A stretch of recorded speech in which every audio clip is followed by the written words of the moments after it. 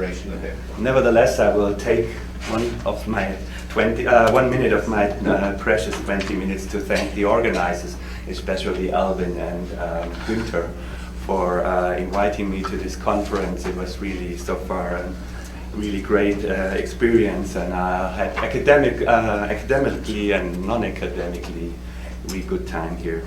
So today I'm going to speak about anti-Semitism and anti-Zionism as forms of anti-Jewish action. Wilhelm Marr, the German journalist who popularized the term anti-Semitism in the late 19th century, did so because he wanted to move away from Christian anti-Judaism and transform Judeophobia into a kind of modern political concept. Marr developed his understanding of anti-Semitism at the dawn of liberalism and was therefore forced to refer to seemingly rational arguments if he hoped to avoid lawsuits and comply with accepted forms of public debate. Today we can observe that the term anti-Zionism has a very similar function. It serves as a socially accepted form for the expression of anti-Semitic attitudes and for their rationalization and legitimization as political arguments. Again, these arguments are supposedly not directed against the Jews, but against the state of Israel at this time. And they are based on a postmodern understanding of universalism rather than on a concept of rationalism as with Marr, that is now considered to be a part of a colonialist legacy. I think that from this perspective, both anti-Zionism and anti-Semitism must be understood as forms of rationalizing hatred against Jews. And looking back at Marr will help us to remember that the term anti-Semitism was not coined as a result of the scientific analysis of the specifics of Jew hatred in modernity. Instead, it was a propagandistic catchword that allowed the like-minded to rally around the flag. Therefore, when we discuss various historical forms of Jew hatred, we should not look at these forms merely in view of changes in the anti-Jewish mindset or ideology, although that is certainly important as well.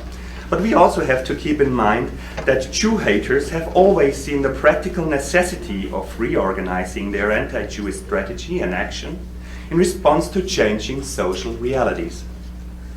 This practical necessity can be summarized in one question: how can we harm our enemy, the Jew, in the most striking and in the most destructive way, but also in a way that is the most acceptable and convincing for the rest of society? In the next 15 minutes, I want to discuss this anti-Semitic quest for effective forms of action against Jews by taking a brief look into the past, as well as taking a more detailed look into the present. First, I will specify Marr's concept of anti-Semitism. Wilhelm Marr tried to create an anti-Jewish strategy that took account of the fact that the German Jews had attained legal emancipation. Second, I will conclude that anti-Zionism can be analyzed as an anti-Jewish strategy seeking to respond to the fact that Jewish emancipation led to a Jewish nation-state. Consequently, I will discuss anti-Zionism as a practical response to the anti-Semitic search for efficient anti-Jewish action. Wilhelm Marr was probably among the first anti-Semitic authors who tried to formulate a clearly post-emancipatory argument with regards to the legal and political status of the Jews in Germany. In his book, The Victory of Judaism over Germanism, published in 1879, Marr argued for the need to argue against the Jews from a non-confessional perspective. If we think of Bruno Bauer, for example, in 1843, he was still living during a time when Jews were barred from equal rights. Bauer thus emphasized the need to continue barring them from emancipation by referring to what he understood as the Jewish essence, an essence he still saw as largely defined by religion. Marr, writing at a time when Jewish emancipation was finally accomplished, regarded such arguments as, quote, mere nonsense. By emphasizing the religious aspect, Marr argued that German people had been blinded towards the real danger that Jewish emancipation had posed. Quote, it did not occur to anybody that the Jewish question was a socio-political one. Judaism's socio-political invasion of German society achieved its legal statehood. Quote end. Marr argued that now that the legal and political emancipation of Jews had been accomplished, they would continue to further assert power over the German state. The Jew haters had lost the legal sphere as a tool to be used against the Jews, and now considered their law as having become the Jews' weapon in their struggle for dominance. Marr thus saw the need for a new strategy against the Jews, namely a more general political attack against them. In his biography on Wilhelm Marr, Moshe Zimmermann goes into depth concerning the function of the term anti-Semitism and whether it was truly invented by Marr in 1879. Zimmermann writes that the term anti-Semitism compared to anti-Jewish became popular specifically among writers and scholars because of its scientific pretensions. Furthermore, it was somewhat vague and thus a good cover against legal suits, casting a cloak of uncertainty over the intent of hatred of the Jews. As Zimmermann wrote in 1986, the term anti-Semitism served the same purpose which the term anti-Zionism serves today, evading the accusation of engaging in something improper. While this is interesting, Zimmermann still misses the crucial point according to Richard Levy. In his critical review of the Marr biography, Levy wrote that the, quote, designations anti-Semit and anti-Semitism gained immediate currency all over Europe because they answered a need for new terms that better described a new and necessary form of action against Jews. Marr had understood that once Jews had gained legal emancipation, the old sorts of anti-Jewish behavior were no longer adequate. Now it was too late for such a defensive gesture. A continuous political effort would have to be mounted, institutionalized in parties, propaganda associations, and newspapers. Quote end. And this continuous political effort is exactly what Marr was attempting to conduct. While Marr had started out with proposals such as assimilation, baptism, and mixed marriages between Jews and non-Jews in 1862, by 1879, the forms of action he was proposing had become more radical. He envisioned a ban on business dealings with Jews, the severing of social relation with Jews, the withdrawal of support for the Jewish press and Jewish candidates, and so on. In short, a total, I quote, isolation of Jewry within the state and society, quote end.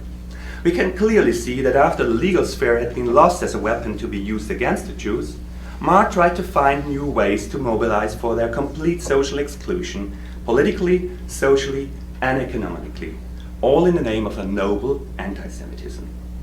Insofar as Marr's concept of anti-Semitism was an attempt to respond to the emancipation of Jews, Anti-Zionism tries to respond to the foundation of the State of Israel. Just as Marr was confronted with formal law as a social institution that protected Jews equally as citizens, Judeophobes today are confronted with the state as a social and political institution that protects Jews, and not only in Israel. And just as Marr tried to find forms of action to undermine the social status of Jews as citizens, Anti-Zionism attempts to find strategies to undermine the sovereignty of Israel. In the following section, I will discuss some of these strategies and the forms of action they imply. When we speak of the sovereignty of a nation-state, we can direct our interest or our attention to the internal sovereignty and talk about the relationship between the sovereign and the subjects protected and governed by the sovereign. Or we can enter into the long-standing discussion on what sovereignty means externally, the relationship between sovereign states. What makes Israeli sovereignty special, among other things, is that the question concerning the identity of its subjects cannot be answered simply by referring to its citizens.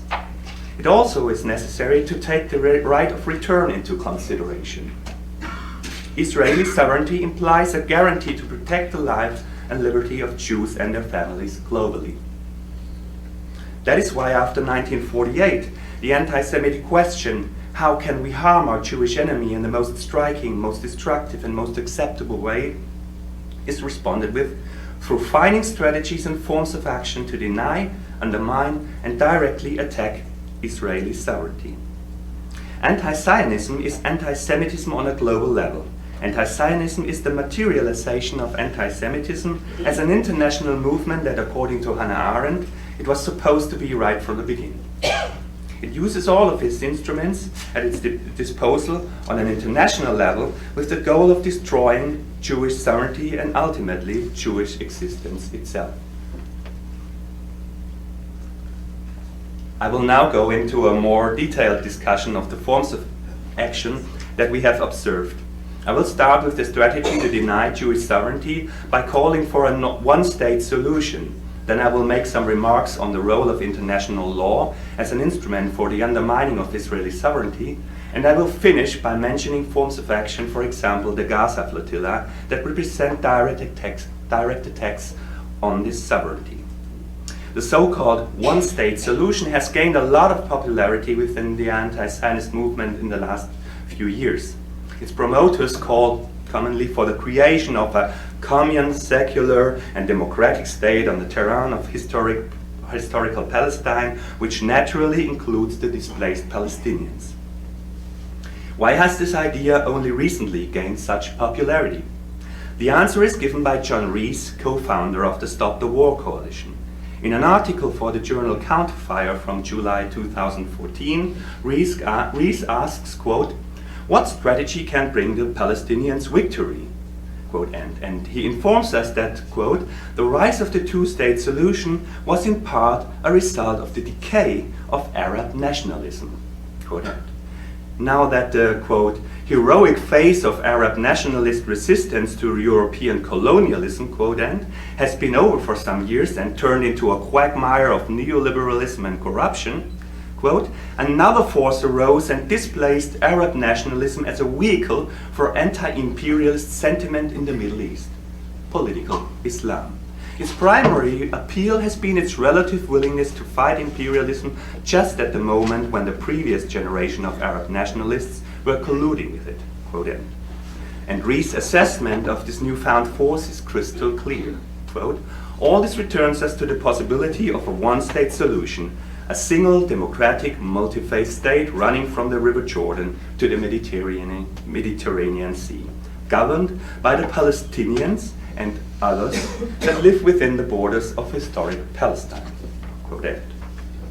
What we are sold here is the denial of the fact that there is and must be a Jewish sovereignty.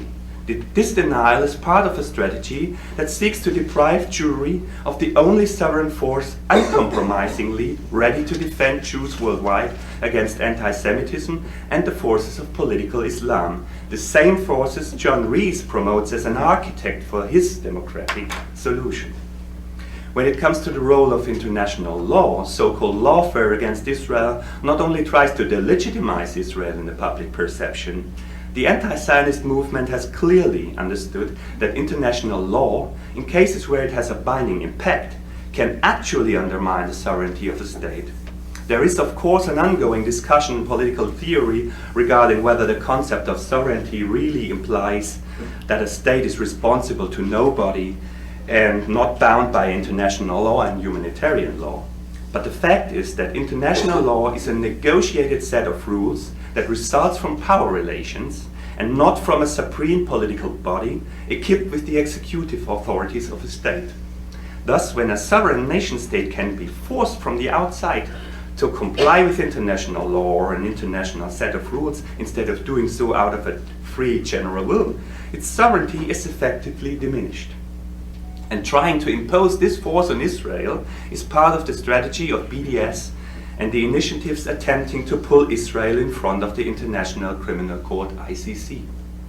These initiatives know very well that the reason for the Palestine Authority's decision to sign the Rome Statute and to submit itself to the jurisdiction of the ICC was not to strengthen the rule of law in Israel or a future Palestine.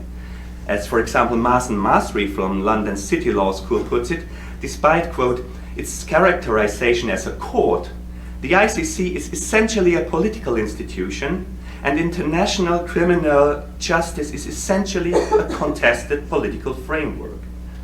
But, he adds, international law is part of the fabric of international relations, and to ignore it would be to forfeit a potentially useful tool.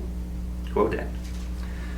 His colleague Nora Erekat, a law professor at George Mason University, Virginia, further elaborates on how this tool should be used most effectively. Quote, "The challenge ahead is to innovate not simply litigation strategies, but to put them in conversation with radical popular mobilization." Quote end. And as part of this radical mobilization, she envisions, quote, "primarily, but not exclusively, the global BDS campaign," quote end, and she says, as well as Hamas. Erakat advises the Palestinian Authority to limit its engagement with the ICC to the question of settlements in order to minimize the risks of Palestine itself being persecuted, quote, "for suicide bombings launched from the West Bank and other alleged crimes under the Rome Statute," quote end. The strategy of using international law as a battering ram against Israel's sovereignty includes creating, quote, "innovative claims within the International Court of Justice as well as foreign national courts," quote end, while at the same time protecting Islamist terrorist groups from being prosecuted.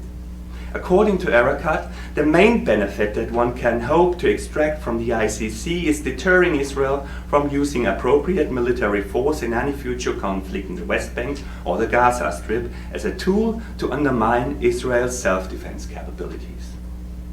Having come to no legal conclusion, the ICC is still involved in the aftermath of the so-called Gaza flotilla, which is the last point I would like to discuss today. It is probably the most interesting example as it includes both direct action and lawfare against Israel.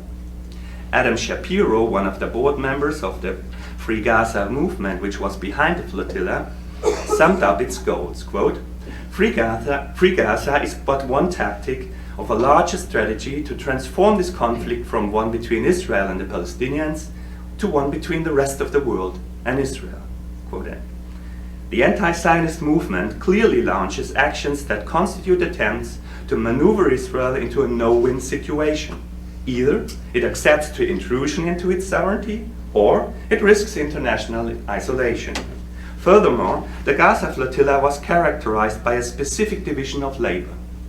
While on the one hand Israeli sovereignty was directly tested by trying to break through the naval blockade, and by allegedly Islamist hardcore activists physically attacking IDF soldiers, others, presenting themselves as more moderate and respectable, tried to maximize the anti-Israel fallout in the media, in international relations, and with regards to international law. Too many ice cubes. In conclusion, 3 minutes. So, 3 minutes. yeah, I only need 1.5.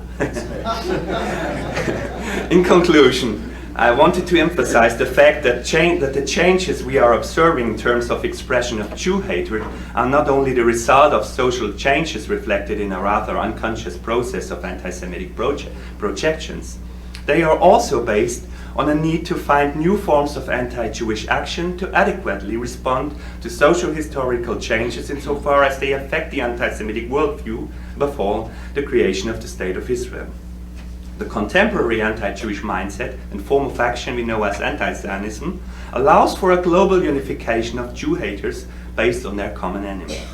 While Wilhelm Marr fought against the Jews in the name of humanism, the anti-Zionists fight against Israel, we heard it already, in the name of universalism. The anti-Zionists are, as Gerhard Scheidt put it, anti-Semites in the name of democracy. When Marr's primary goal was to isolate German Jews from the social stage, even after their emancipation, anti-Zionists are attempting to isolate Israel from the international stage through all forms of boycott, cultural, academic, economic. At the same time, they are making efforts to harm and destroy Israeli sovereignty. Ultimately, despite all social transformation, all anti-Jewish action represents an attempt to attain a never-changing goal: the destruction of the legal, political, and social institutions that serve as guarantors of the contemporary forms of contemporary Jewry in all its forms. Thank you.